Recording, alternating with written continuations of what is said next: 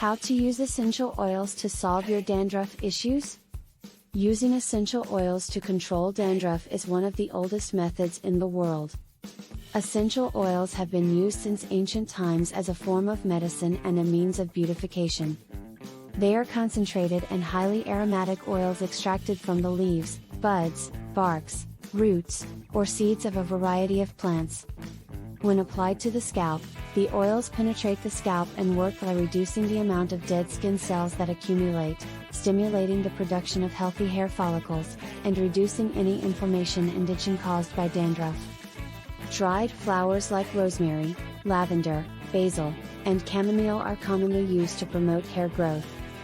Orange, lemon, grapefruit, and tea tree oils are great for removing dead skin cells and excess oil from the scalp.